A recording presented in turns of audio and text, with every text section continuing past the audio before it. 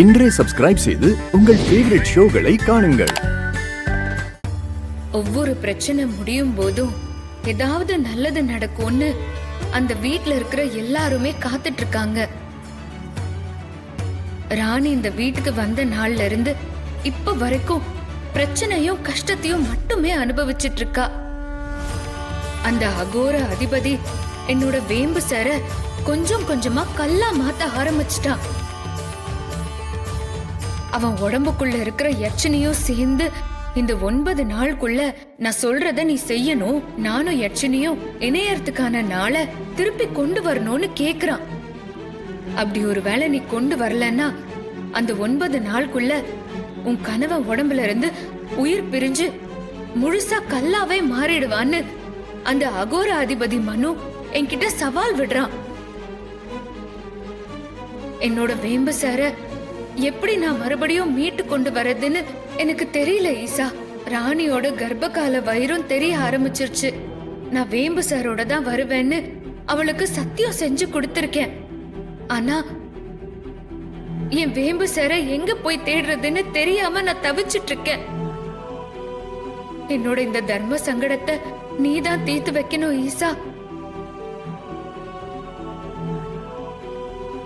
காயாதி பூதம் கலைகால மாயையில் ஆயாது அகல அறிவு ஒன்ற அனாதியே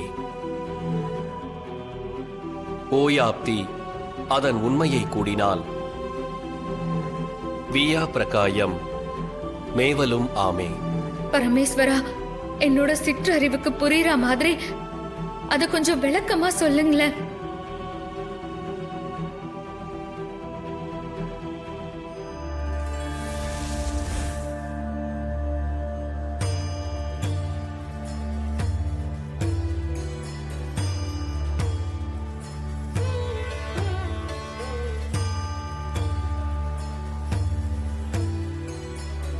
நீங்க சொன்ன அத்தனை கஷ்டங்களையும் என்னால தாங்கிக்க முடியும். ஆனா கர்ப்பகால வயிறோட இருக்கிற ராணியால எப்படி இதை செய்ய முடியும்? நீ ஈசத்துவத்தையும் ராணி வசித்துவத்தையும் செஞ்சு முடிச்சா மட்டும்தான் அந்த துஷ்ட சக்திங்க கிட்ட இருந்து சித்தார்த்த காப்பாற்ற முடியும். நீங்க தாமதிக்கிற ஒவ்வொரு நேரமும் சித்தார்த்த அங்க நரக வேதனை அனுபவிச்சுக்கிட்டு இருப்பான். ஹலோ, சொல்லுங்க ஜான்சி மேடம், என்ன இந்த நேரத்துல கால் பண்ணிருக்கீங்க?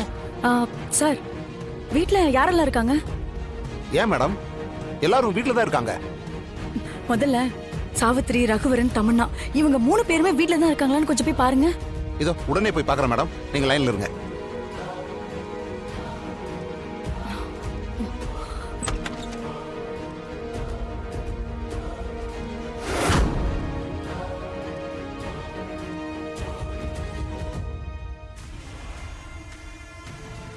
மேடம், அவங்க 3 பேருமே ரூம்ல இல்லையே. அவங்க 3 பேரும் இந்த நேரத்துல எங்க போயிருப்பாங்க? உங்களுக்கு ஏதாவது ஐடியா இருக்கா? இல்ல மேடம், என்னால எதையுமே கெஸ் பண்ண முடியல. சரிங்க சார், நீங்க முதல்ல கிளம்பி நான் இருக்க ஹாஸ்பிட்டலுக்கு வந்துருங்க சார். ஹாஸ்பிட்டல்லையா? என்னாச்சு மேடம், நீங்க எதுக்கு ஹாஸ்பிட்டல் இருக்கீங்க? எனக்கு ஒரு ஆக்சிடென்ட் ஆயிடுச்சு, அதனாலதான் நான் ஹாஸ்பிட்டல்ல இருக்கேன். ஆக்சிடென்ட்டா? எப்ப நடந்துச்சு மேடம்? இப்ப அத பத்திலாம் பேசுறதுக்கு நேரம் இல்ல பத்மநாபன் சார். நீங்க முதல்ல கிளம்பி ஹாஸ்பிட்டலுக்கு வாங்க. நம்ம 2 பேருக்கு முக்கியமான வேலை இருக்கு. நான் உங்களுக்கு ஹாஸ்பிட்டல் லொகேஷன் அனுப்புறேன். சரி, ஓகே மேடம், நான் உடனே வர்றேன். ஒழுங்கு மரியாதையா எங்களுக்கு சத்தியம் செஞ்சு கொடுத்த மாதிரி சொன்ன வாக்கு காப்பாத்து. இல்லனா நம்பூதிரி உடம்புக்குள்ள இருக்கிறது நீதான்னு நாங்க எல்லார்கிட்டயும் சொல்லிடுவோம். அப்போ இவங்க 3 பேரும் யட்சினிய பார்த்திருக்காங்க. இவங்க 3 பேரும் எதுக்காக யட்சினிய பார்க்கணும்? இவங்க 3 பேருக்கும் யட்சினிக்கு ஏதோ தொடர்பு இருக்கு. ஆதியம் அது என்னன்னு கண்டுபிடிக்கணும். அதுக்கு அவங்களுக்கு தெரிஞ்ச யட்சினியாவே பேச்சு கொடுத்து தான் கண்டுபிடிக்கணும். நீங்க சொன்ன வேலையை இப்ப ஆரம்பிக்க தான் நான் போயிட்டு இருக்கேன். கிழிச்ச இதுக்கப்புறம் நீ ஆரம்பிச்சா என்ன, ஆரம்பிக்கலனா என்ன? எல்லாம் போச்சு. அதான் அந்த ராணிக்கு கர்ப்பகால வயிறு வந்துருச்சு. அத்த, இதுக்கப்புறம் இந்த எச்சினிய நம்பிட்டு இருந்தோம்னா வேலைக்கே ஆகாது. அந்த பொம்மைய எப்படி நம்ம துடிக்க துடிக்க கொன்னமோ அதே மாதிரி அந்த ராணியையும் எப்படி கொல்லணும்னு எங்களுக்கு நல்லாவே தெரியும்.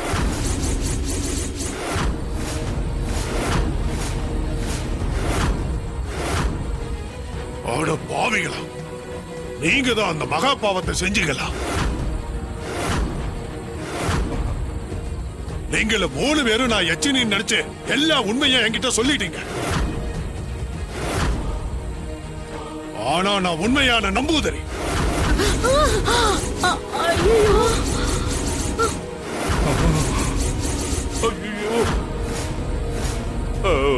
நம்பூதிரியா?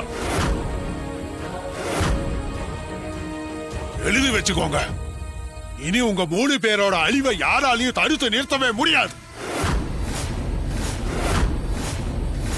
ஐயோ, நீங்களை எப்போ என்ன செய்யணும்னு எனக்கு நல்லாவே தெரியும். ஐயோ நம்பூதிரியா, இருங்க ஐயா. நீங்க ருத்ராட்செல்லாம் போட்டுட்டு சிவபெருமான் மாதிரி காட்சி தரீங்க. சும்மா லூலுலாக்கி சொன்னோங்க ஐயா. இருங்க ஐயா. ஐயோ நம்பூதிரியா, போச்சு, எல்லாம் போச்சு.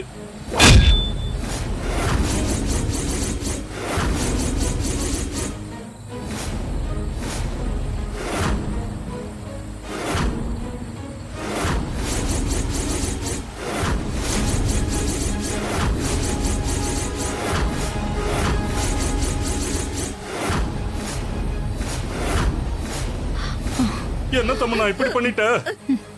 சித்தப்பா சொல்றத மட்டும் செய்யுங்க. சீக்கிரமா போய் வண்டி எடுத்துட்டு வாங்க. வண்டி எடுத்துட்டு வரணுமா? வண்டி எடுத்துட்டு வந்து இப்ப நம்ம எங்க போறது? ஐயோ சித்தப்பா, இப்ப அதெல்லாம் சொல்லிட்டு இருக்க முடியாது. போற போக்குல நான் எல்லாத்தையுமே சொல்றேன். போய் வண்டி எடுங்க. ஐயோ, எனக்கு ரொம்ப பயமா இருக்கு தம்மண்ணா.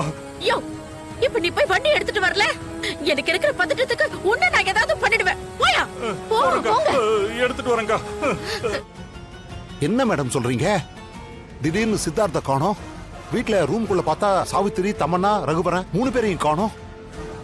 எனக்கு ஏதோ சந்தேகமா இருக்கு மேடம். உங்களுக்கு மட்டும் இல்ல சார், எனக்குமே அது ரொம்ப பெரிய சந்தேகமாவே தான் இருக்கு. அது மட்டும் இல்ல, நான் சொன்னேன்ல அந்த போன்ல பொம்மையை கொன்ன ஆதாரம் என் கையில கிடைச்சிருச்சுன்னு. அதை வச்சு அவங்களுக்கு நான் கண்டிப்பா தண்டனை வாங்கி தருவேன். மேடம், அவங்கள தான் பொம்மி பாத்துக்கிறேன்னு சொல்லிட்டால, அப்புறம் நீங்க வேற எதுக்கு இதுல இன்வால்வ் ஆகி இவ்வளவு கஷ்டப்படுறீங்க? என்ன என்ன சார் பேசுறீங்க?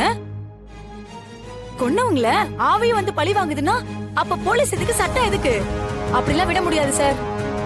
அவங்களால சித்தார்த்துக்கும் ராணிக்கும், ராணியோட வயித்துல வளர்ற குழந்தைக்கும், ஏன் உங்க குடும்பத்துல இருக்க மத்தவங்களுக்குமே பெரிய ஆபத்து இருக்கு சார். எல்லாரையுமே பாதுகாக்க வேண்டியதுதான் என்னோட கடமை. அதுக்காக அதிரடியா சில முடிவுகள் நான் எடுத்துதான் ஆகணும். முதல்ல சாவித்திரி, தமன்னா, ரகுவரன் இவங்க 3 பேருமே இந்த நேரத்துல எங்க போயிருக்காங்கன்னு நம்ம தேடி கண்டுபிடிச்சு ஆகணும் சார். அதுக்காக தான் நான் உங்களை வர சொன்னேன்.